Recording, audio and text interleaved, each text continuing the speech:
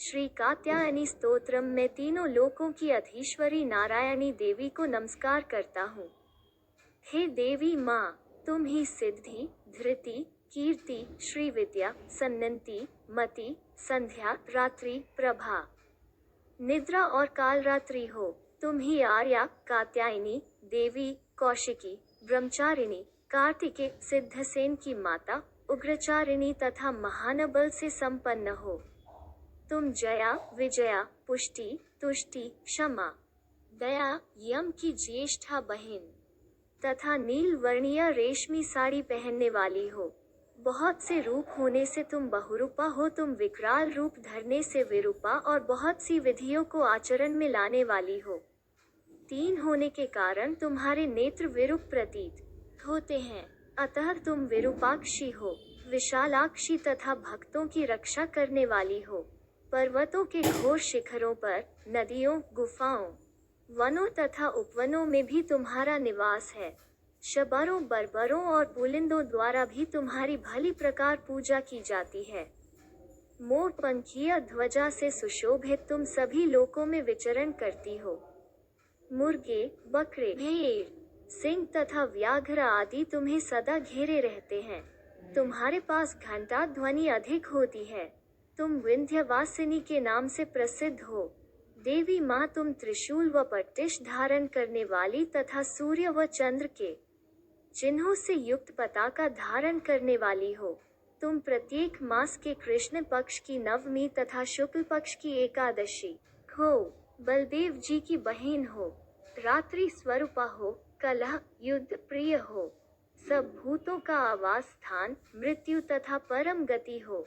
तुम नंद पुत्री, देवताओं को जय दिलाने वाली, चीरवत्र धारिणी, सुवासिनी, रौद्री, संध्या काल में विचरने वाली व रात्रि हो। बिखरे केशों वाली तुम प्राणियों की मृत्यु हो। मधु युक्त तथा मांस व मदिरा से रहित बलि को पसंद करती हो। तुम ही लक्ष्मी हो, किंतु दानवों के वध के लिए अलक्ष्मी बन जाती हो। सावित्री, अदिति व समस्त भूतों की जननी तुम ही हो। कन्याओं का ब्रह्मचर्य, कौमार्य तथा विवाहिताओं का सौभाग्य भी तुम हो। यज्ञों की अत्वेदी व ऋत्विजों की दक्षिणा हो। किसानों की सीता, हल जोतने से बनी रेखा व समस्त प्राणियों को धारण करने वाली धरणी भी तुम हो। सागर में यात्रा करने वाले व्यापारियों की सिद्धि, समुद्र तट भूमि, कुबेर की माता तथा नागमाता सुरसा भी तुम हो। तुम ही ब्रह्मवादिनी दीक्षा, परम शोभा, ज्योतिमय ग्रहों व तारों की चमक हो। और हे देवी माँ, नक्षत्रों में रोहिणी भी तुम ही हो।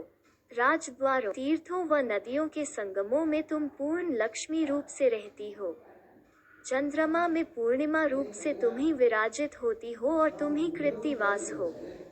महर्षि वाल्मीकि सरस्वती बनकर, कृष्ण द्वैपायन व्यास में स्मृति बनकर तथा ऋषि मुनियों में सद्बुद्धि बनकर तुम ही स्थित हो। देवताओं में तुम सत्य संकल्पात्मक चित्तवृत्ति बनकर स्थित हो। अपने कर्मों द्वारा प्रशंसा पाने वाले समस्त भूतों की सुरादेवी भी तुम हो। इंद्र की मनोहर दृष्टि भी तुम हो। हजार नेत्रों वाली होने से तुमको सहस्त्रनयना भी कहा जाता है।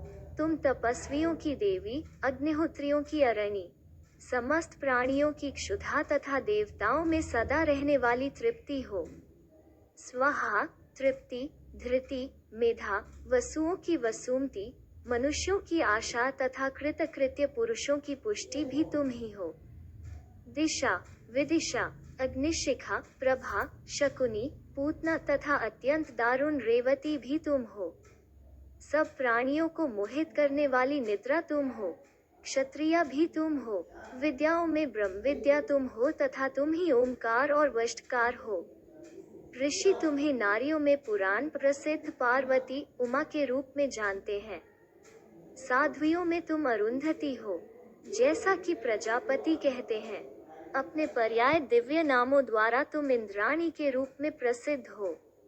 तुमसे यह संपूर्ण चराचर जगत व्याप्त, सब संग्रामों में, आग से जलते घरों में, नदी के तटों पर, लुटेरों के दलों में, दुर्गम स्थानों में, भय के सभी अवसरों पर, परदेश में, राजा के द्वारा बंदी बना लिए जाने पर, शत्रुओं का मर्दन करते समय तथा सभी प्राण संकटों की घड़ियों में तुम ही सबकी रक्षा करने वाली हो, इसमें कुछ भी संदेह नहीं है देवी माँ। मेरा हृदय तुम्ही में रत है, मेरा चित्त और मन भी तुम्हारे ही चिंतन तथा मनन में संलग्न है।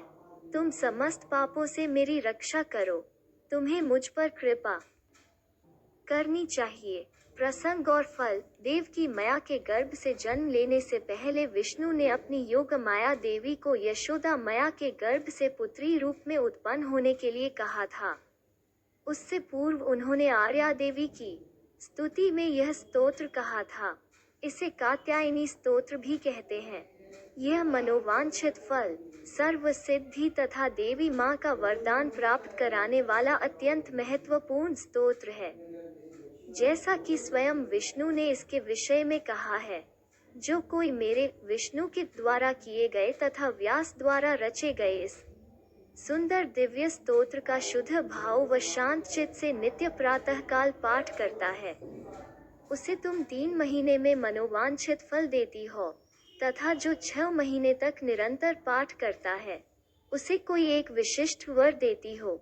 इसके अलावा 1 वर्ष तक श्रद्धा सहित, संयम व नियम सहित पाठ करने वाले को सिद्धि तथा दिव्य दृष्टि मिलने की बात भी कही गई है। अतः यह एक अत्यंत महत्वपूर्ण व प्रभावी स्तोत्र है। बार बार इस स्तोत्र का पाठ या श्रवण करने वाला अपने संपूर्ण मनोरथों को सिद्ध कर लेता है, इसमें कोई संशय नहीं है। इति कात्यायनी स्तोत्रम संपूर्णम। ओम ह्रीं श्रीं क्लीं दुर्गति नाशिन्याय महामायाय स्वाहा। यह सप्तदशाश मंकल्प वृक्ष है।